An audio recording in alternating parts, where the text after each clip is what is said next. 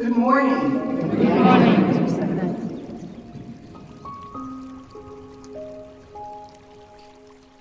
The founding documents for the Sisters of St. Francis, Daughters of the Sacred Hearts of Jesus and Mary, are dated October 30th, 1860, and signed by Bishop 𝗠𝗘𝗗𝗜𝗔 of the Paderborn Diocese in Germany.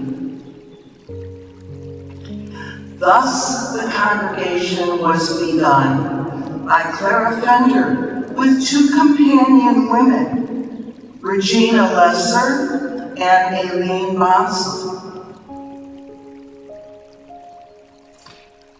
What was happening inside Clara as she decided to leave the Sisters of Christian Charity after 9 years of being a faithful and successful teacher?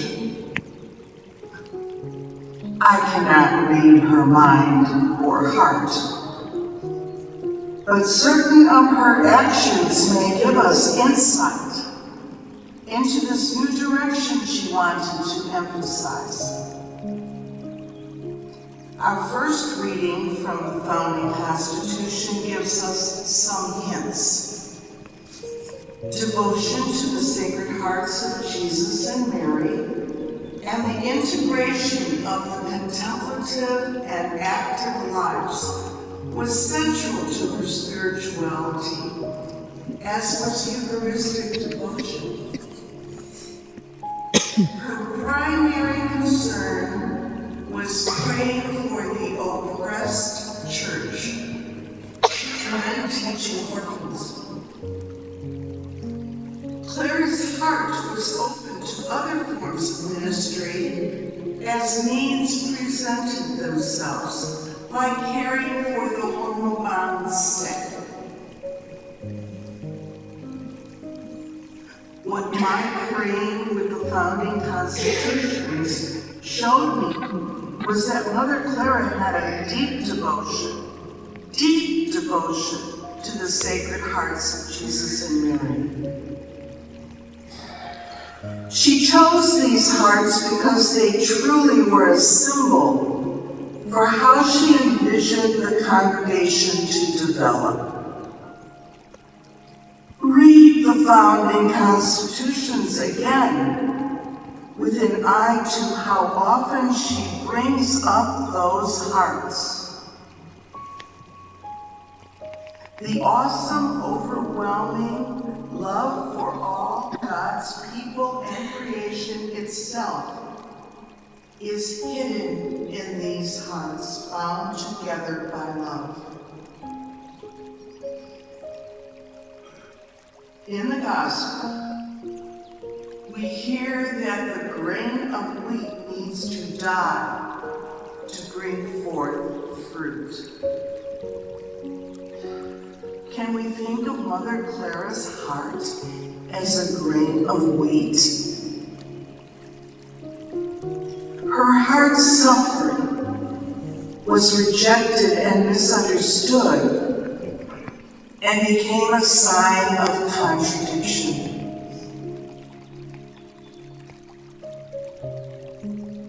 And in the midst of this suffering, she knew love and wanted her sisters to know love and spread it.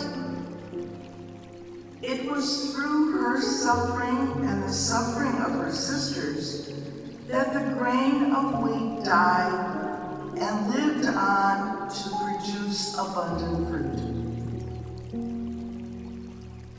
I don't know if Mother Clara thought her suffering was worth anything, but we know some of the story that she didn't know.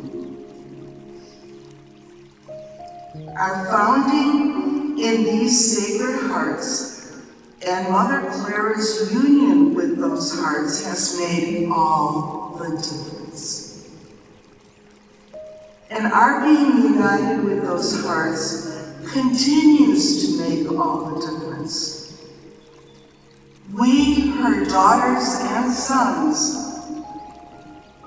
are being united with these hearts continue to make all the difference. No, we, her daughters and sons, no matter what phase of life we are in, are flourishing, and the mission continues to flourish. Don't forget, we do make a difference.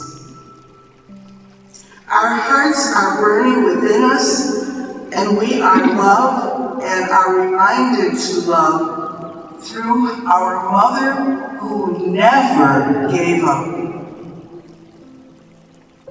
Each of us who calls her mother is also a founder. Each moment we found the congregation over and over again. We pray and act. We take time to listen deeply to the call, and then courageously put love into action for the good of all. We put on the mind of Christ. Our intention and attitude make all the difference. We honor our call by bringing together contemplation and action in unique ways.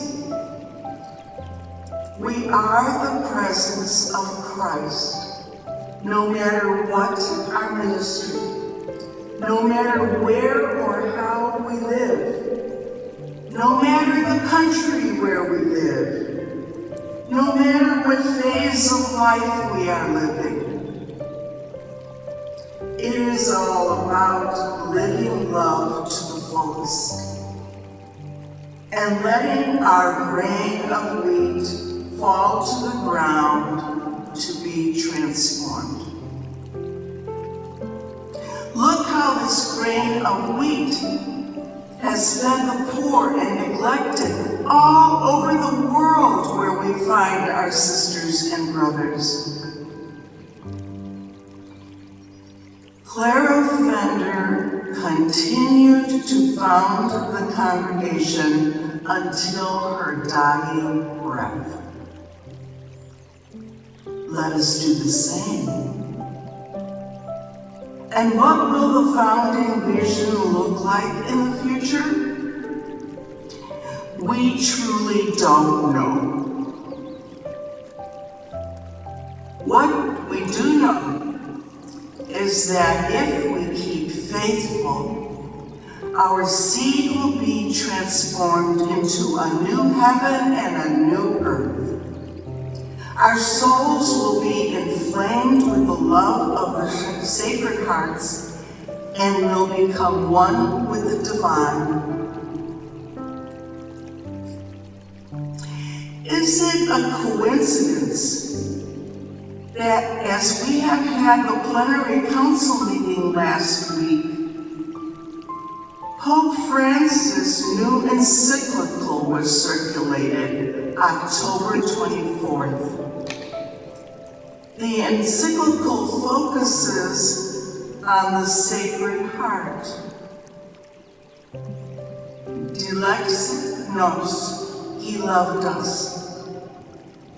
The Pope calls on Catholics to rediscover the love and compassion found in the heart of Jesus the Christ. I wish he would have included Mary too. But we have to do that. The grain of wheat was freely given to the ground of 𝗦𝗓𝗓's life. She let God transform her in the congregation into living, loving hearts like those of Jesus and Mary. Let the burning passion of the Sacred Hearts continue to inflame our very souls.